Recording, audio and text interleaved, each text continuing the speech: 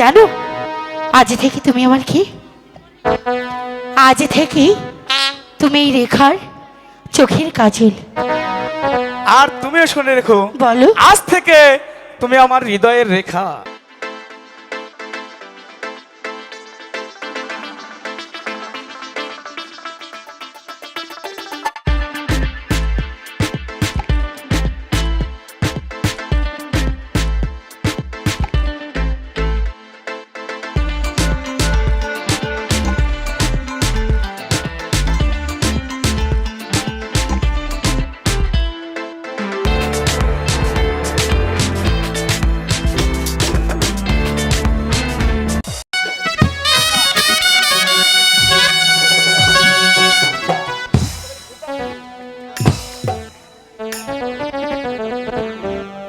High খোদা, আজ নিশীথে আমি একই স্বপ্ন দেখিলাম।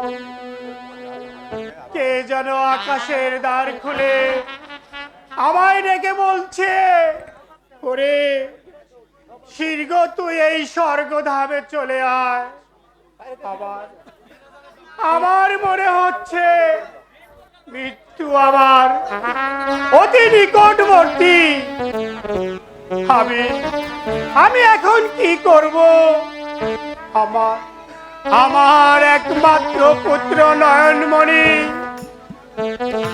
শিশু কামাল আর এই রূপনগরের সিংহাসন আমি কার হাতে অর্পণ করে যাব? গৌরী,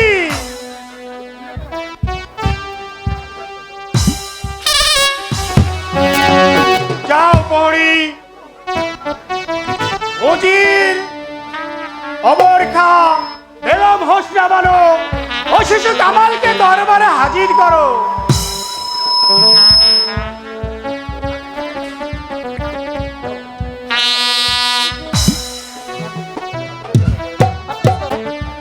আমি আজ নিশীথে কি স্বপ্ন দেখেছি। কে যেন আমায় ডেকে বলছে, ওরে তুই শীঘ্র এই স্বর্গধামে চলে আয়। উজির সাহেব বলুন, যাবো না। আমার মনে হয় আমি আর বাঁচবো না। আমার একমাত্র কলিজার টুকরো অমর শিশু কামাল আর এই রূপনগরের সিংহাসন আমি রেখে যাচ্ছি আপনার হাতে। যাবো না।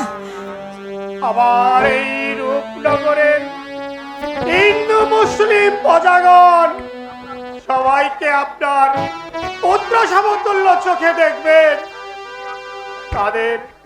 তাদের সুখেই আপনারা হবেন সুখী, তাদের দুঃখেই আপনারা হবেন দুঃখী। যাবো না। এ আপনি কি বলছেন? যাবো না। আমি যে আর ধৈর্য রাখতে পারছি না।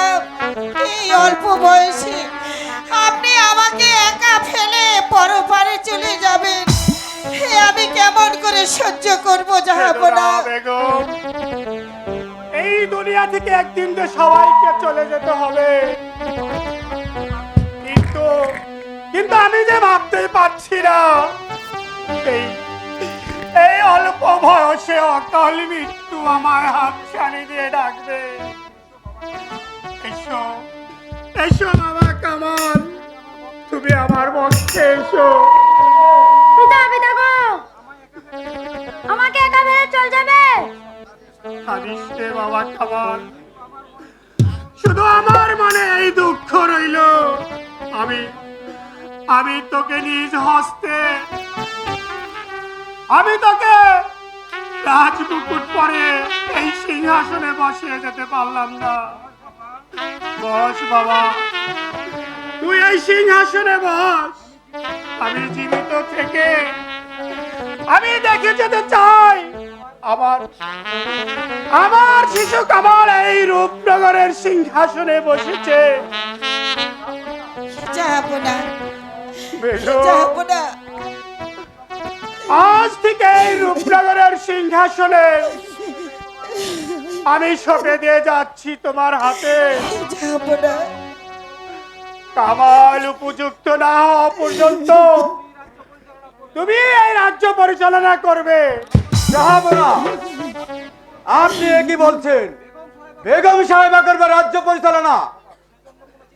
সেজন্য আপনি কোনো চিন্তা করবেন না ওজির সাহেব। আপনার কাছে আমার শেষ অনুরোধ, আপনি আপনি সব সময় তাদের পাশে থাকবেন। কি জাহাপনা, আর আর আমি যদি আপনাদের কাছে কোনোদিন কোনো অন্যায় করে থাকি তাহলে আমাকে ক্ষমা করে দিবেন। কি জাহাপনা, কি জাহাপনা।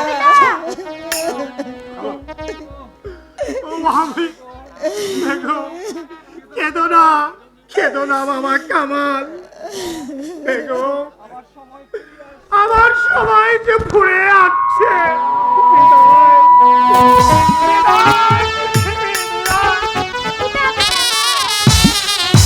কি জাহাপনা,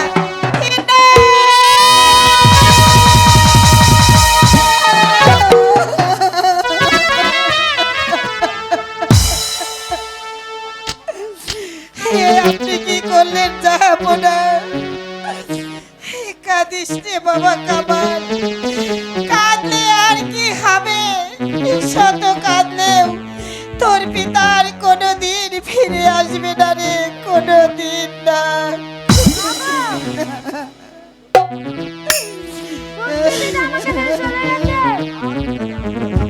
আর পিতাকে ফিরে পাবো না।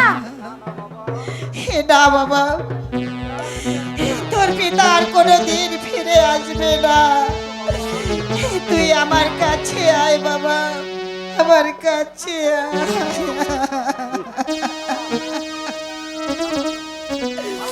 হে জাহাপনা, মাগো, আমি কানপুর যাব। কাকে পিতা বলে ডাকবো? বলো মা। কাঁদিস রে বাবা, কেঁদো না কামাল, কাঁদলে আর কি হবে? কাঁদবেন না বেগম সাহেবা। যা হবার হয়ে গেছে, এখন চলুন জাহাপনার মৃতদেহ নিয়ে হাত কাজ করতে হবে। তাই চলুন মন্ত্রী মহাশয়, তাই চলুন।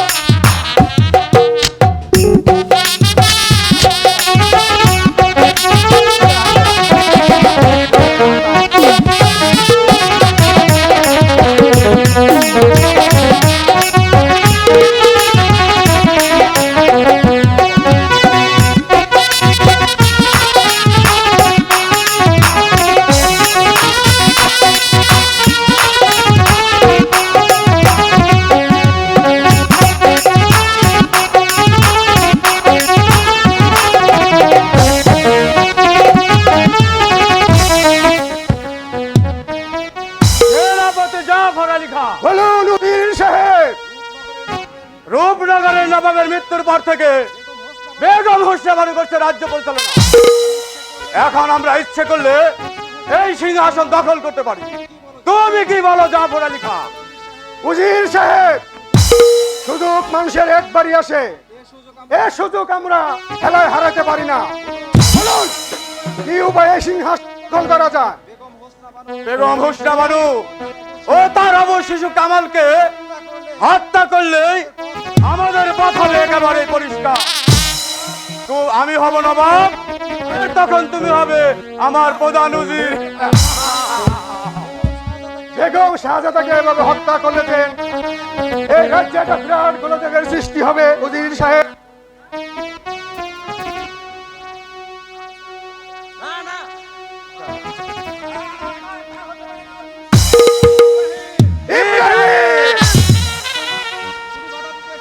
তুমি বাধা দিয়েছো আমাদের কাছে।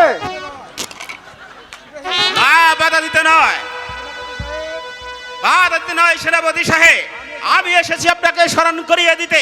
ভুলে গেছেন সেই অতীতের এই কথা? মনে করে দেখুন, একদিন আপনার পুত্র পরিবার খেতে পাচ্ছিল না, ক্ষুধার জ্বালায় ছটফট করে কাঁদছিল। আপনি দুই হাত মেলে রাস্তায়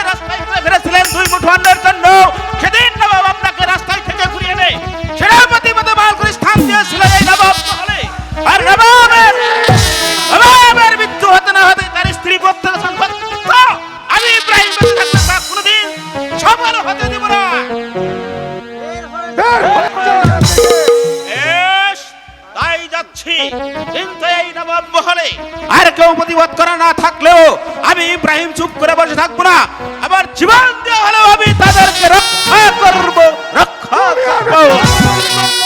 তোমাকে রেহাই দেওয়া হবে না ইব্রাহিম।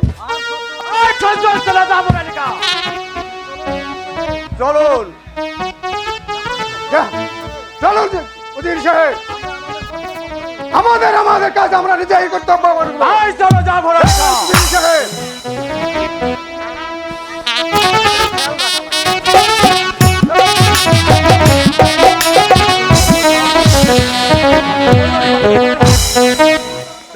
মধু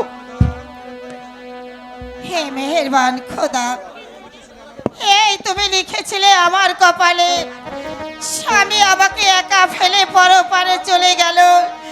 এখন আমি এই অবুঝ শিশুকে নিয়ে কেমন করে এই রাজ্য পরিচালনা করব, তুমি আমাকে বলে দাও খোদা।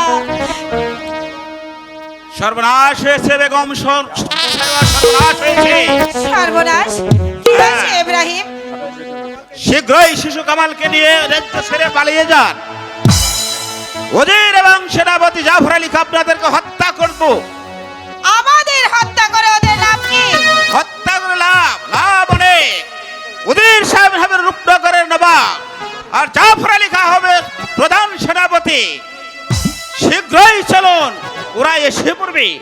না, আমি শত্রুদের ভয়ে আমার স্বামীর গচ্ছিত সিংহাসন রেখে আমি চোরের মতো কিছুতেই পালিয়ে যেতে পারবো না।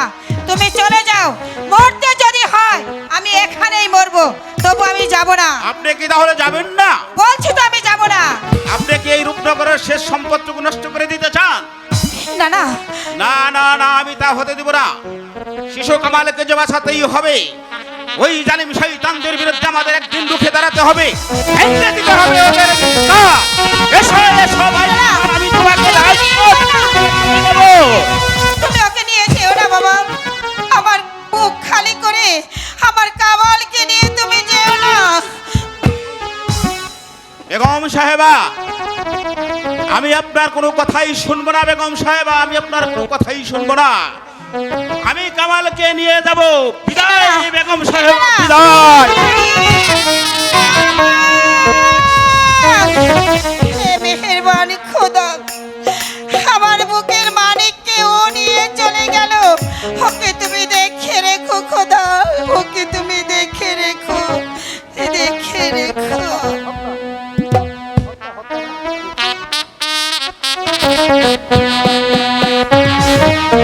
হত্যা, হত্যা, নির্মম হত্যা, শিশু কামালকে হত্যা, বেগম ফাতেমাকে হত্যা, সেনাপতি জাফর আলী খান হবে একবারে পরিষ্কার। কামাল, তুমি কোথায়? এখন এই তোমার জীবনে ছিনিমিনি খেলা সঙ্গ করে দিয়েছি। তোমার আমার শব্দ কখনো ভাব উজির সাহেব পালিয়ে গেল, পালিয়ে গেল বলে পালিয়ে গেল। ইব্রাহিম শিশু কামালকে নিয়ে পালিয়ে গেছে। আশ্চর্য, আমি যে ভাবতেই পারছি না, শত শত পাহারা থাকতেও শয়তান ইব্রাহিম ওই শিশু কামালকে নিয়ে কেমন করে পালিয়ে গেল। আমিও তাই ভাবছি জাফর আলী খাঁ ভুল হয়ে গেছে। জাফর আলী খাঁ শিশু কামালকে সেদিন হত্যা করার আগে সেদিকে ইব্রাহিমকে আগে বন্দী করা উচিত ছিল। এই ব্যাপারে আপনার কোনো চিন্তা করবেন না উজির সাহেব। ওই বেঈমান দুর্গে ধরে এনে এই নির্মম ভাবে হত্যা করবে আপনার সম্মুখে। চলো জাফর আলী খাঁ, তাই করতে হবে। যতক্ষণ পর্যন্ত ওদেরকে আমি হত্যা করতে না পারছি, ততক্ষণ পর্যন্ত আমার মনে শান্তি নেই। এই শোনো উজির সাহেব, আমার এই সংসারে পুত্র কন্যা কিছুই নেই, একা একা একগে জীবন আমি কেমন করে কাটাই খোদা। খোদা, তুমি আমায় একটা উপায় করে দাও খোদা, তুমি আমায় একটা উপায় করে দাও। কদমালি কি বাড়িতে আসো? কদমালি, কে কে আমাকে এই ঋষি রাত্রে ডাকছে?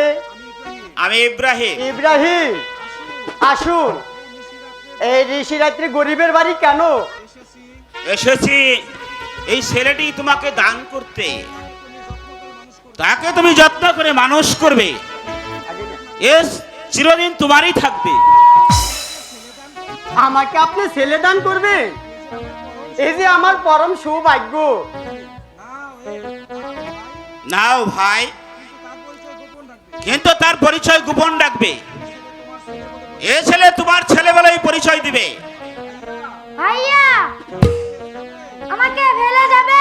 এজন্য তুমি দুঃখ করো না ভাই কামাল, আমি মাঝে মাঝে এসে তোমার সাথে দেখা করে যাব। যাই। এসো বাবা, আমার কোলে এসো।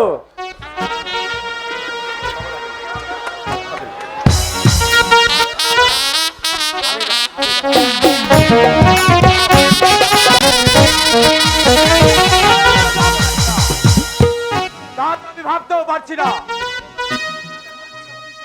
আপনি কোনো চিন্তা করবেন না উজির সাহেব, যেমন করে হোক ওই শয়তান দুর্গানে হত্যা করবে। কি লাইন পায়? ও যেখানে থাকুন না কেন আজটা কি একবার ওদেরকে আমি হত্যা করবই। মানবে না তা জাফর আলী খাঁ। যে চলে গেছে, শত চেষ্টা করলেও তোমরা তাকে কোনোদিন মারতে পারবে না। আপনি কি বলতেছেন বেগম সাহেবা? বলতে নয়, সেনাপতি সাহেব তোমাদের কাজের প্রতিদান দিতে। তার অর্থ ওই খোদা যার ভাগ্যে মৃত্যু লেখেনি, শত চেষ্টা করলেও তোমরা তাকে মারতে পারবে না। তাই শিশু কামাল আজ তোমাদের মতো শয়তানদের হাত থেকে মুক্ত। আপনি কি বলতে চান আমরা শিশুকে হত্যার ষড়যন্ত্র করেছি?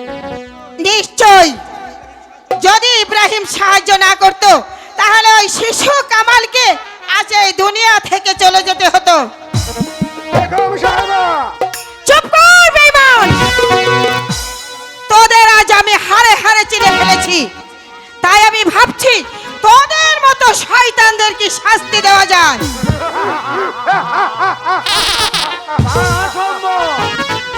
বেগম সাহেব হয়তো জানেন না, আপনার জীবন মরণ এখন আমাদের হাতে। আমরা এই নবাব মহলের সবাইকে হাত করে ফেলেছি। যদি আপনার ভাগ্যকে সুসম্পন্ন করে রাখতে চান, তাহলে আমাদের অনুগত ভাবে আপনাকে থাকতে হবে, নইলে আপনার হবে অন্ধকার কারাকক্ষে। কি এত বড় সাহস তোদের! আমার বেতনভুক্ত কর্মচারী হয়ে তোরা আমাকেই করতে চাস বন্দি? এই কে আছিস? আসবে না বেগম সাহেবা, কেউ আসবে না, আপনার ডাকে কেউ আসবে না। প্রহরী, প্রহরী, বন্দি করো বেগম সাহেবাকে। আমি বেগম সাহেবকে বন্দি করবো? আমি কোনো কথা নয়।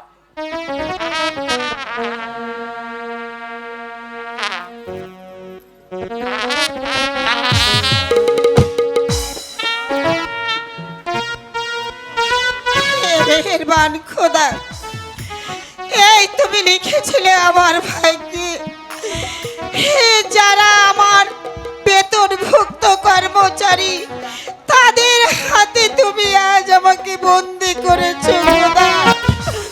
তুমি আমাকে নিয়ে যাও খোদা, নিয়ে যাও। এই নিমখারাম বেঈমানদের তুমি শাস্তি দাও খোদা, তুমি শাস্তি দাও।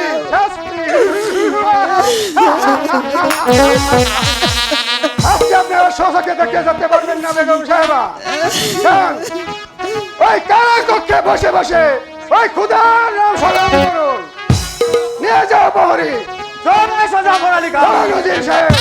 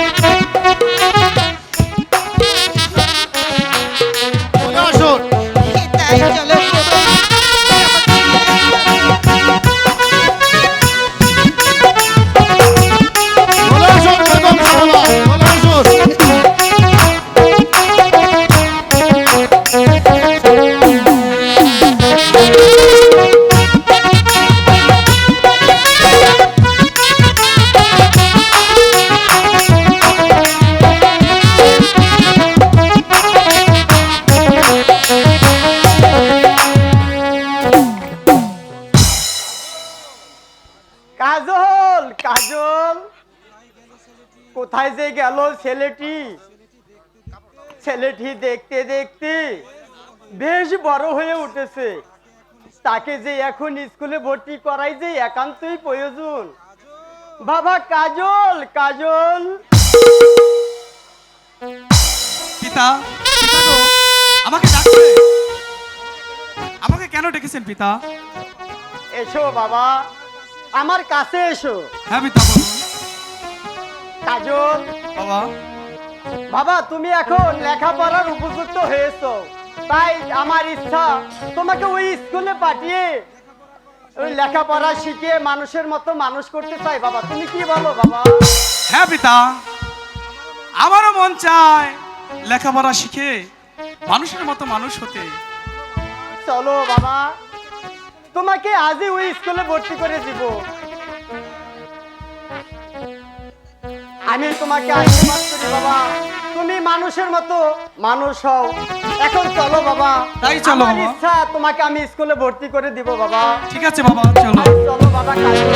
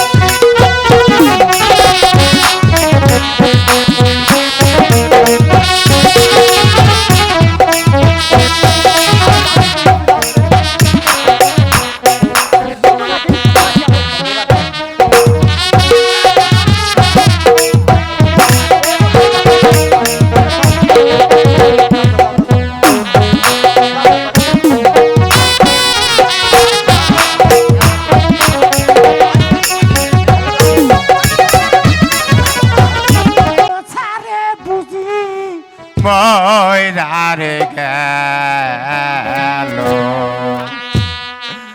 ওরে আমি কে ঘরে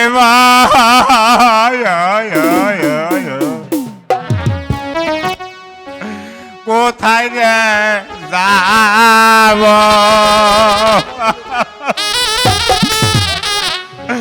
ওরে দুঃখে বাউল আমাগো সারে বসে ময়দানে গেল ওরে আমি কোথায় যাব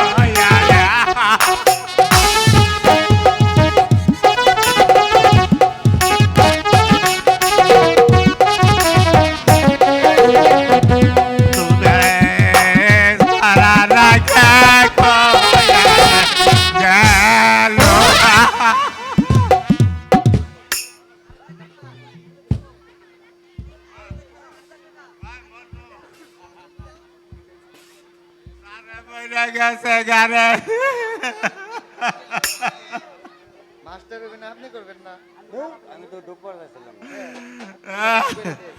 আয় পাকিস্তানি সারে মইরা গেছে গা আজ এই স্কুলের মাস্টার বুঝছো এই যে নেপালি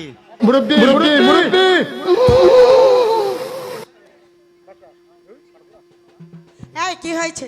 সারে মইরা গেছে গা রে হ্যালো হ্যালো, কে মরেছে? সারে মইরা গেছে গা আমরা তো কেউ শুনতে পেলাম না। সারে মইরা গেছে আমি তাই হাইছি আজকে না আমি এই স্কুলের স্যার আমার কাছে তোরা দুজন পড়া নিবি বুঝছো আমি তোর কাছে পড়বো না। পড়বি না মানে পড়বো না। তাহলে স্কুল দেখা স্কুল বাইর করে দেবো এইজন ঠিক আছে চলে যাব, তোকে বের করে দেবো। কি রে একটু হলো সরম না জানাই রে বই বানা দে আমি স্যার আমার পছন্দ না আমি ভয় খাই না তো, হ্যাঁ ভয় খাই না। কয় কি তাহলে এই হল স্যারে জন মরে গেছে গা তাহলে আজকে স্কুলে আমরা একটা হল আজকে একটা বিসি কাটা অনুষ্ঠান করি এই! কি বিসি কাটা অনুষ্ঠান আরে বোকা, বিচি কাটা না, বিচিত্র অনুষ্ঠান। ও বিচিত্রা অনুষ্ঠান হ্যাঁ হ্যাঁ, বিচিত্র অনুষ্ঠান। ও আজ অনেক সময় মুখে সেলিপ কেটে যায় তাহলে হল আজকে বিচিত্রা অনুষ্ঠান করুম হ্যালো তাহলে একটা গান গাই রয় হ্যাঁ তাকে ঠিক আছে গাও। আয় তাবর ভাই পাশে গো ও মা ওইল মা ওইল মা ওইল তোমাকে বাড়ি গেছিলাম মা ওই বসতে জানাই ফিরা আয় আয় আর মনের কথা মনে রাইতা আইছি আমি ফিরালো হাই গো তোদের মা ওয়া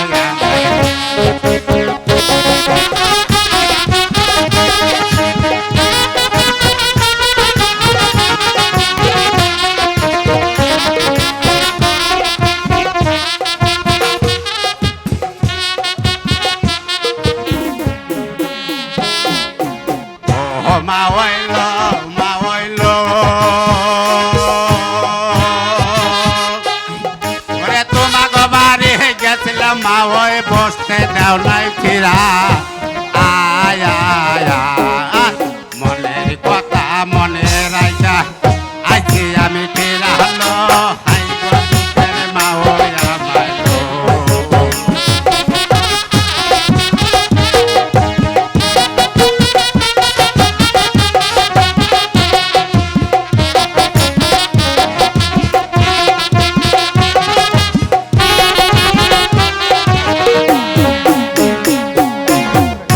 মা ওইল মা ওইল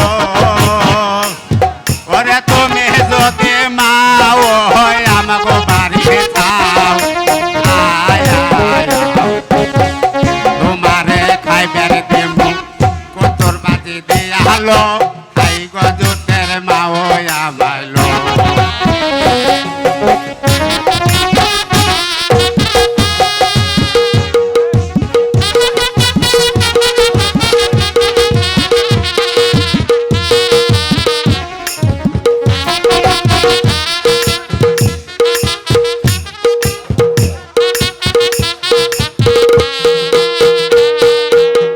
ও মা ওইল মা ওইল তোমার যদি মা ওই আমাকে বাড়ি যাও আয় আয় তোমারে খাইবার দিমু বছর বাজি দিয়ালো খাই গজুতের মা ওই আমাইলো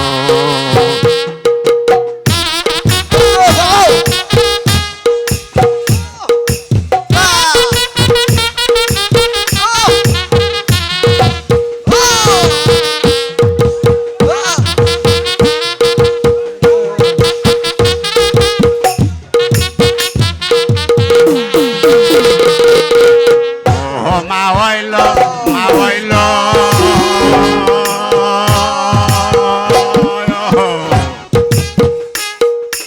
ঘরের পাশে বাইরা মা ওই ফুল খুলিয়া কান্দে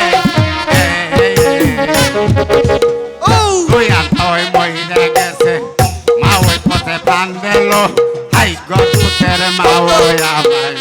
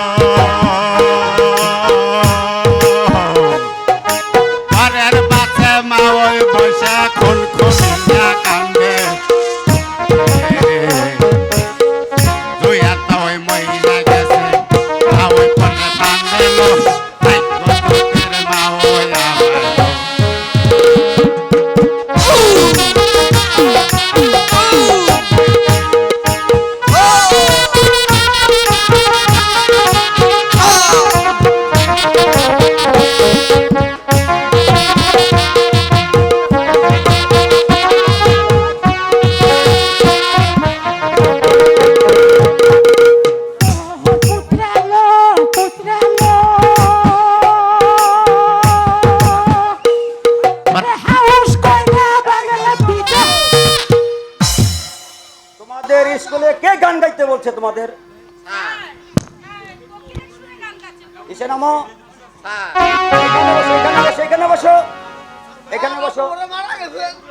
আপনি না কইলেন এখানে বসো, এখানে বসো। কথা কম, কাজ বেশি, কথা কম। এখানে বসো।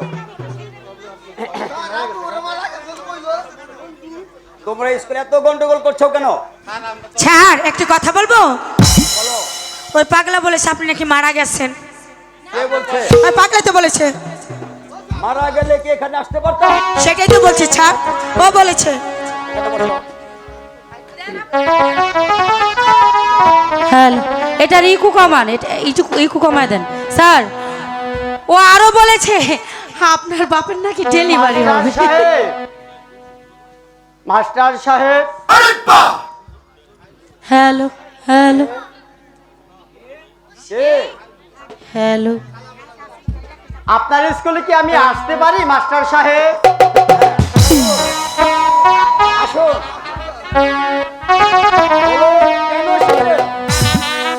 আমি এসেছি আমার ছেলেকে আপনার স্কুলে ভর্তি করতে। বেশ ভালো কথা।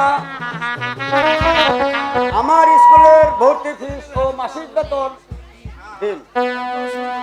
ভর্তি ফিস 30 টাকা, মাসিক বেতন 20 টাকা, মোট 50 টাকা দিলেই হবে। মাস্টার সাহেব, আমার কাছে যে এখন কোনো টাকা পয়সা নেই, আমি আপনাকে পরে দিয়ে দিব। বাকির কারবার এখানে চলবে না। টাকা ছাড়া ছেলে স্কুলে ভর্তি করা হবে না। মাস্টার সাহেব, আমি যে গরিব মানুষ, আমার ছেলেকে আপনি দয়া করুন। তা হবে না। এনে পয়সা এখানে লেখাপড়া চলবে না। তোমরা স্কুল থেকে বেরিয়ে যাও।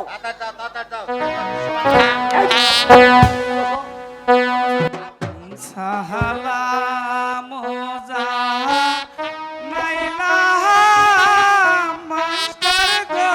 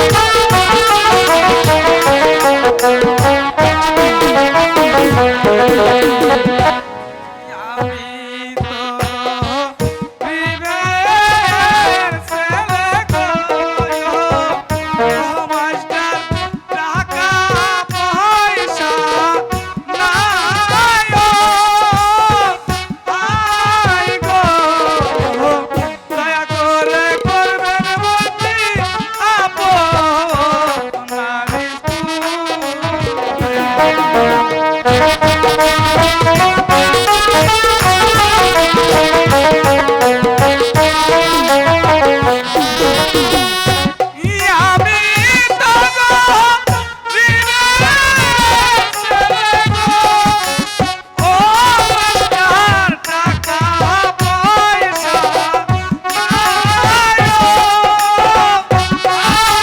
করবার ভর্তি যাবো